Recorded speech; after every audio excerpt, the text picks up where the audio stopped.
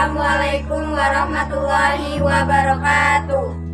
Perkenalkan, nama saya Elvaliani. Nama saya Dina Fitasari. Nama saya Syazmawati. Nama saya Rila Alwi. Kami di sini akan menceritakan sejarah Sunan Kalijaga. Selamat menyaksikan. Kelahiran dan masa muda Sunan Kalijaga. Sunan Kalijaga sering disebut Raden Mas Sahid adalah salah satu wali songo yang berpengaruh pada penyebaran Islam di Indonesia. Sunan Kalijaga lahir pada tahun 1450 Masehi di Tuban. Sunan Kalijaga merupakan keturunan Tiongkok dengan nama asli Oye Samik. Pendapat kedua mempercayai bahwa Sunan Kalijaga merupakan keturunan Arab, yaitu Kodi Jaka, merupakan keturunan ke-24 Nabi Muhammad SAW.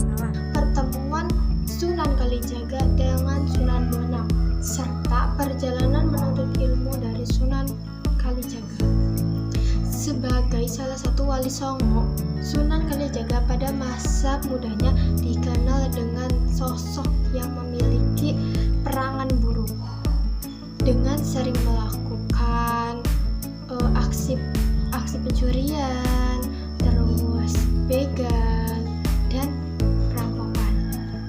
Namun keburukannya didasari keinginannya untuk mengentaskan kemiskinan yang terjadi pada masa kerajaan Majapahit di daerah Tuban.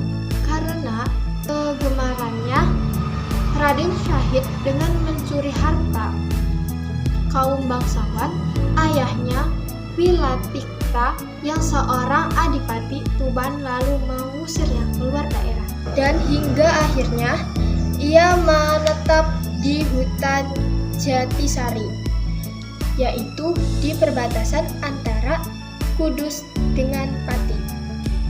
Saat di hutan Jatiwangi, Lasem, Rembang, Raden Syahid bertemu laki-laki tua yang memiliki tongkat berdaun emas. Tak disangka, pria tua tersebut adalah Sunan Bonang. Sunan Kalijaga pun langsung merampas tongkat dari Sunan Bonang. Melihat hal itu, Sunan Bonang justru merasa terharu. Keluarga Sunan Kalijaga. Sunan Kalijaga memiliki 3 istri. Yang pertama ada Siti Jainab, kedua Siti Kafsah, yang ketiga Dewi Saro. Pernikahan pertamanya dengan Siti Jainab dikaruniai oleh 5 anak, yaitu yang pertama ada Nyai Ageng Panegak, Ratu Pembayan, Sunan Hadi, Raden Abdurrahman, dan Nyai Nyerang. Terus yang kedua pernikahannya dengan Dewi Saro dikaruniai 3 anak, yaitu ada Raden Umar Said, Dewi Safiah, Dewi Rukaya. Terus yang ketiga pernikahannya dengan Siti Kafsah tidak diketahui memiliki anak atau tidaknya. Nah, Sunan Kalijaga memiliki umur 100 tahun lebih dan mengalami 4 masa pemerintahan kerajaan yang berbeda.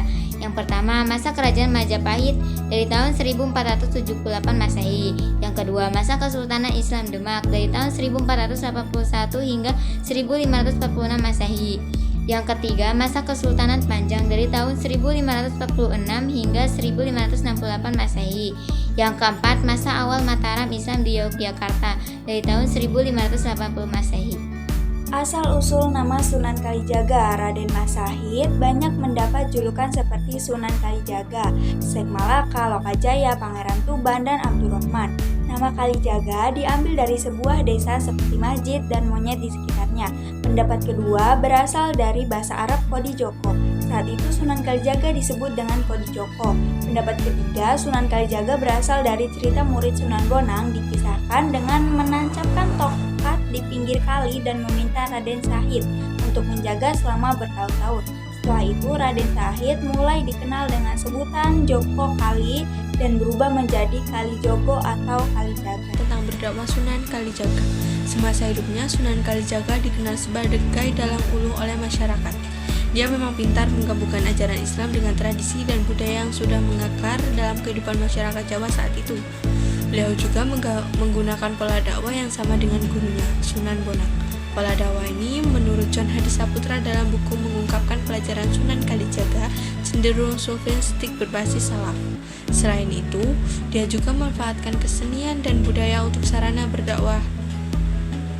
Metode dakwah yang dipilih Sunan Kalijaga ternyata efektif. Saat itu banyak adipati di Jawa yang memeluk ajaran Islam dengan bimbingan dari Sunan Kalijaga seperti Adipati Kartasura, Pandanaran, Banyumas, Kabumen, dan Panjang. Begitu juga dengan masyarakat Jawa pada umumnya. Sekian, terima kasih.